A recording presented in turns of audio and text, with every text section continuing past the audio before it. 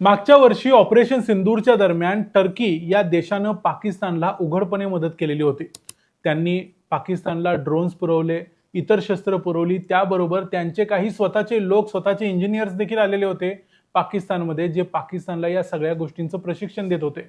भारतानं केलेल्या हल्ल्यामध्ये 2 टर्किश लोकांचा देखील मृत्यू झाला होता. या सगळ्या गोष्टीतून टर्कीचा या पाकिस्तान बरोबरच्या या युद्धामध्ये जो सहभाग होता तो उघड झाला. भारतामध्ये जे अनेक ड्रोन्स सापडले ते सगळे सोनगरचे ड्रोन्स होते. हे सगळे टर्किश ड्रोन्स होते आणि त्यामुळं भारतानं देखील त्यावेळेला टर्कीवरती चांगलीच ॲक्शन घेतली. त्यावेळेला या ॲक्शनमध्ये पुढाकार घेतला तो भारतातल्या सामान्य लोकांनी. भारतातल्या अनेक लोकांनी जे टर्कीमध्ये त्यांचे जाण्याचे टुरिझमचे, फिरायला जाण्याचे प्लॅन्स होते ते सगळे कॅन्सल केले. याच्याच बरोबर टर्किश वस्तू होत्या, या टर्किश वस्तूंच्यावर भारतीयांनी बहिष्कार घातला. अनेक व्यापारी संघटनांनी अशा प्रकारचे बहिष्कार घातले. याचबरोबर एक गोष्ट यावेळेला भारत सरकारने केली. एका टर्किश कंपनीवरती भारत सरकारनं सर्जिकल स्ट्राईक केला. या कंपनीचं नाव होतं सेलेबी एअरपोर्ट सर्व्हिसेस इंडिया.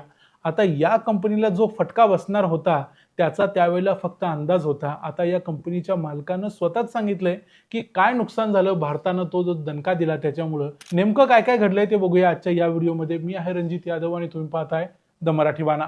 मागच्या वर्षी 10 मे 2025 ला भारत आणि पाकिस्तान यांच्यामध्ये शस्त्रसंधी झाली आणि युद्ध एक प्रकारे संपलं. हे युद्ध संपल्यानंतर पुढच्या 5 दिवसांनी भारत सरकारनं सेलेबी एअरपोर्ट्स सर्व्हिसेस इंडिया नावाची एक कंपनी होती, या कंपनीचं लायसन्स भारतातून रद्द केलं. ह्या कंपनीकडे भारतातल्या 10 पेक्षा जास्त एअरपोर्ट्सवरती, आणि हे सगळे 10 पेक्षा जास्त एअरपोर्ट सगळे मोठे मोठे एअरपोर्ट्स होते. यामध्ये दिल्ली, मुंबई, कोलकाता, चेन्नई, हैदराबाद, बेंगलोर हे सगळे मोठे मोठे एअरपोर्ट्स होते. या सगळ्या एअरपोर्ट्सवरती cargo handling, passenger handling, flight operations या सगळ्या गोष्टी करण्याचं कॉन्ट्रॅक्ट होतं आणि मागच्या 15 वर्षापासून ही कंपनी भारतात काम करत होती. या कंपनीची मालकी एका टर्किश कंपनीकडे होती. या टर्किश कंपनीचं नाव सेलेबी होल्डिंग असं होतं. आता या सेलेबी कंपनीवरती भारतानं जो सर्जिकल स्ट्राईक केला त्यामध्ये त्यांचं लायसन्स रद्द केलं आणि त्यामुळे या कंपनीला भयंकर फटका बसला. 15 मेला भारतानं या सेलेबी एअरपोर्ट सर्व्हिसेस कंपनीचं जे लायसन्स रद्द केलं त्यासाठी कारण दिलं नॅशनल सिक्युरिटी, म्हणजे राष्ट्रीय सुरक्षेच्या कारणास्तव आम्ही या कंपनीला कंटिन्यू करू शकत नाही असं सिव्हिल एव्हिएशन डिपार्टमेंटनं सांगितलं. मागच्या काही दिवसापूर्वी या कंपनीच्या मालक आणि या कंपनीच्या सध्याच्या चेअरमन कॅनॉन सेलेबियोग्लू यांनी एक इंटरव्ह्यू दिलाय ब्लूमबर्गला. या इंटरव्ह्यूमध्ये त्यांनी सांगितलंय की कशा पद्धतीचं नुकसान या एका झटक्यामुळे त्यांना झालं. जवळजवळ 58,000 फ्लाईट्स आणि 5,40,000 टन इतका कार्गो ही कंपनी भारतात वेगवेगळ्या एअरपोर्ट्सवरती हँडल करत होती. त्यांनी सांगितलं की एका दिवसात भारताने ही ॲक्शन घेतली आणि आम्हाला संपूर्ण एअरपोर्टचा जो ॲक्सेस होता तो तात्काळ बंद केला गेला.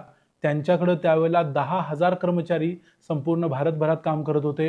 हे सगळे 10,000 कर्मचारी भारतानं दुसऱ्या कंपनीला वळवून टाकले आणि या कंपनीचा कंप्लीट ॲक्सेस बंद केला. दुसरी कंपनी म्हणजे इंडो थाई एअरपोर्ट सर्व्हिसेस नावाची कंपनी होती. या कंपनीला सगळ्या एअरपोर्टचं कॉन्ट्रॅक्ट देण्यात आलं आणि या कंपनीला पूर्णपणे काढून टाकण्यात आलं. याचा एक फटका त्यांना असा बसला, त्याने आकड्यात सांगितलं की एका रात्रीत आम्ही $500 मिलियन गमावले, म्हणजे जवळजवळ 4,500 कोटी रुपये त्यांनी एका रात्रीत गमावले या भारत सरकारच्या एका मूव्हमुळं. त्यामुळे त्यांनी म्हटलं की आमची सगळी उपकरणं जप्त केली, आमची माणसं काढून घेतली आणि एका रात्रीत आम्ही भारतातून पूर्णपणे बाहेर पडलो.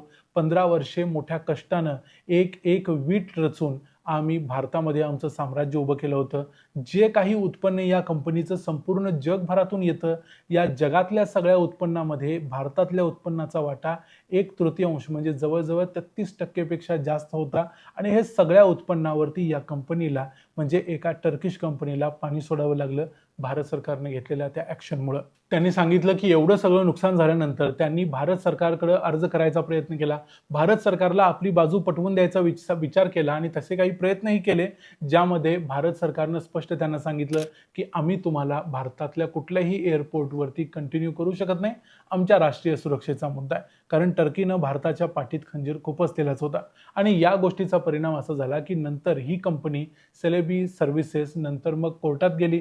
दिल्ली हायकोर्टामध्ये त्यांनी याचिका टाकली, पण दिल्ली हायकोर्टानं देखील सांगितलं नॅशनल इंटरेस्टचा मुद्दा आहे आणि याच्यावरती सरकारनं जो निर्णय घेतलाय तो योग्यच आहे.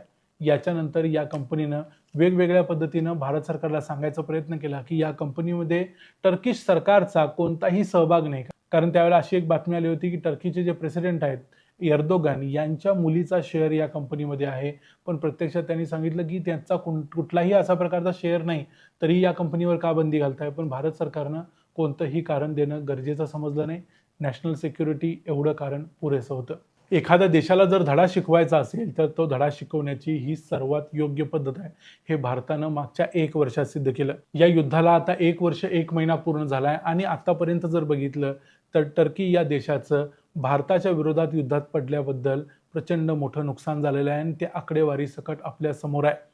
या मधल्या काळात भारतीयांनी व्यापाराच्या माध्यमातून, टुरिझमच्या माध्यमातून टर्कीवर जो सर्जिकल स्ट्राईक केला त्याचा देखील आपल्याला फायदाच झाला आणि टर्कीला नुकसान झालं. दुसऱ्या बाजूला भारतानं देखील मग टर्कीचे जे शेजारी असणारे 2 देश आहेत, त्या 2 देशांची नावं आहेत सायप्रस आणि ग्रीस. या दोन्ही देशांचं टर्कीबरोबर वाकडं आहे. मागच्या वर्षी मेमध्ये आपलं युद्ध संपल्यानंतर जूनमध्ये नरेंद्र मोदी सायप्रसमध्ये गेले. तिथं जाऊन त्यांनी डिफेन्स कोऑपरेशन केला. यावर्षी त्यांचे पंतप्रधान भारतात आले. भारतामध्ये आता एक स्ट्रॅटेजिक पार्टनरशिप झाली. भारत आता सायप्रसला ब्राह्मोस मिसाईल देणार आहे. अशाच प्रकारचा एक करार भारत आणि ग्रीसमध्ये देखील झाला आहे. ग्रीस आणि टर्की या देशांमध्ये देखील वाद आहे.